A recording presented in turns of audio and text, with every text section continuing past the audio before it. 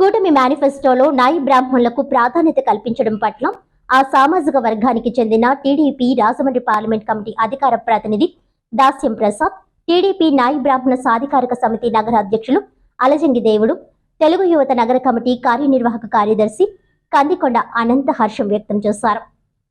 The Rajahmundry press club లో గురువారం ఏర్పాటు చేసిన మీడియా సమావేశంలో దాస్యం ప్రసాద్ మాట్లాడుతూ నాయి బ్రాహ్మణ సామాజిక వర్గం కూటమితోనే ఉందన్నారు. త్వరలో జరగనున్న ఎన్నికల్లో కూటమికి అధికారం తీసుకువచ్చేందుకు తామంతా కృషి చేస్తామని అన్నారు. జగన్ తన పాలనలో నాయి బ్రాహ్మణులకు చేసిందని శూన్యమన్నారు. ప్రజా సంకల్ప యాత్రలో చేసిన వాగ్దానాలను విస్మరించాలని, నాయి బ్రాహ్మణులకు ఇస్తామని ఎమ్మెల్సీ ఇవ్వకుండా మోసం చేశారని మండిపడ్డారు. ఇటీవల జగన్ విడుదల చేసిన వారి మేనిఫెస్టోలో కూడా నాయి బ్రాహ్మణులకు ఏ వరాలు ప్రకటించలేదని దుయ్యబట్టారు. అది అసలు మేనిఫెస్టోయే కాదన్నారు. వారి దృష్టిలో లేనే లేరని అన్నారు. అయితే చంద్రబాబు నాయుడు విడుదల చేసిన మేనిఫెస్టోలో నాయి బ్రాహ్మణులకు ప్రాధాన్యత ఇవ్వడం జరిగిందన్నారు. దేవాదాయ ధర్మాదాయ శాఖ పరిధిలో ఉంటే దేవాలయాల్లో పనిచేసే నాయి బ్రాహ్మణులకు 25,000 వేతనం ప్రకటించడం సంతోషకరమని అన్నారు.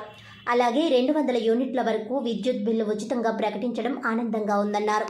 కందికొండ అనంత్ మాట్లాడుతూ ఆదరణ పథకం ద్వారా చంద్రబాబు తమను ఆదుకోవడంతో పాటు తమ స్కిల్ డెవలప్మెంట్ ద్వారా తమ ప్రతిభను మెరుగుపరిచారని అన్నారు. కూటమికే తాము పట్టం కడతామని అన్నారు. జగన్ చేదోడు పథకం ద్వారా తమకు మొండి చెయ్యి చూపించారని విమర్శించారు. అలజంగి దేవుడు మాట్లాడుతూ నగరంలో 450 షాపులు ఉన్నాయని, వారందరినీ కలిసి ఆదిరెడ్డి శ్రీనివాస్ గెలుపు కోసం కృషి చేస్తామని అన్నారు. రాష్ట్ర వ్యాప్తంగా 2.50 లక్షల మంది నాయి బ్రాహ్మణులు ఉన్నారని, వారంతా కూటమి వైపే ఉన్నారని అన్నారు.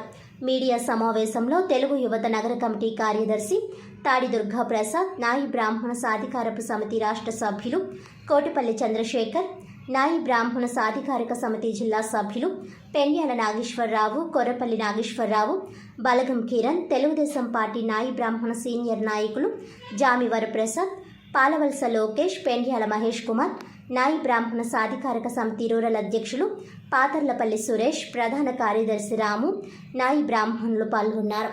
పేరు పేరున నమస్కారాలు. ఈ రోజున 2019 నుంచి ఈనాటి వరకు కూడా జగన్మోహన్ రెడ్డి గారు నాయి బ్రాహ్మణులకు చేసింది, నాయి బ్రాహ్మణుల కోసం ఆలోచించింది ఏమీ లేదని కూడా ఈ సందర్భంగా చాలా స్పష్టంగా మొన్న వారం రోజుల క్రితం ఆయన మేనిఫెస్టో రిలీజ్ చేశాడో దాంట్లో చాలా స్పష్టంగా అర్థమైంది. 2000 ప్రజా సంకల్ప యాత్రలో నాయి బ్రాహ్మణుల కోసం కొన్ని హామీలు ఇచ్చి ఆ హామీలను తొంగలో దొక్కారు. 2024లో అయినా నాయి బ్రాహ్మణులకు ఏమైనా హామీలు ఇస్తాడేమోనని, జగన్మోహన్ రెడ్డి ఇస్తాడేమోనని వెయిట్ చేసాం, చూసాం. నాయి బ్రాహ్మణులకు ఏ విధమైనటువంటి మేనిఫెస్టోల్లో పొందుపరిచినటువంటి దాఖలా వైఎస్ఆర్ కాంగ్రెస్ పార్టీలు లేవని చాలా స్పష్టంగా అర్థమైంది. అంటే నాయి బ్రాహ్మణులు అంటే వైఎస్ఆర్ కాంగ్రెస్ పార్టీకి నచ్చదనేది కూడా చాలా స్పష్టంగా అర్థమైంది. అలా కాకుండా నాయి బ్రాహ్మణులకు ఏమైనా పెట్టుంటే కనుక ఇప్పుడుగానే నాయి బ్రాహ్మణులకు ఆలోచించేయడం అనుకుందాం. నాయి బ్రాహ్మణులు వైఎస్ఆర్ కాంగ్రెస్ పార్టీలో అసలు వాళ్ళు దృష్టిలో లేరనేది కూడా చాలా స్పష్టంగా అర్థమైంది ఆయన మేనిఫెస్టో తోటి.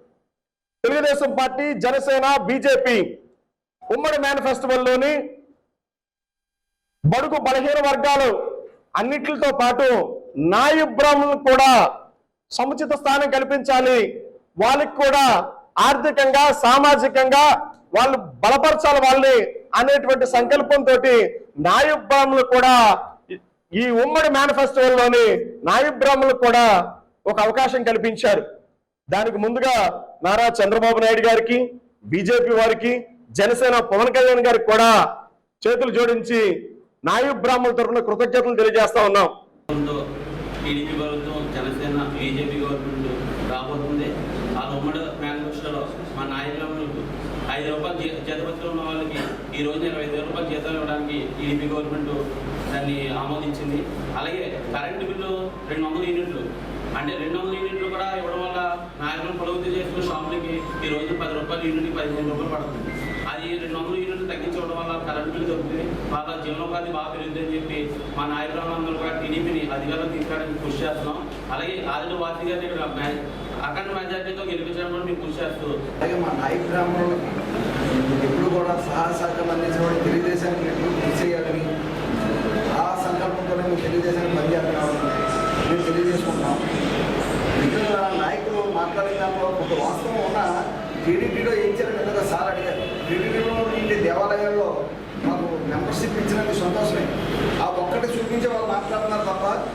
విషయాలు ఏమీ మాట్లాడతలేదు.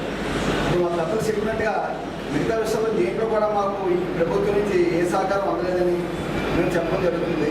అలాగే ఇప్పుడు మేము న్యాయ బ్రాహ్మణులు అందరం కూడా ఈ తెలుగుదేశాన్ని గెలిపించుకోవడానికి మొత్తం సంకల్పంతో ఉన్నాం. తెలుగుదేశాన్ని అఖండ మెజార్టీతో గెలిపిస్తామని తెలియజేసుకున్నాం. అలాగే మేము ఆదిరెడ్డి వాసు గారికి ఎప్పుడు సపోర్ట్గా ఉంటూ మేము ఆయన గెలిపి కృషి చేస్తూ, అలాగే అప్పారావు గారికి వాళ్ళ ఇదిని మేము ఎప్పుడు కూడా ఇచ్చేసుకుంటామని తెలియజేసుకుంటాం.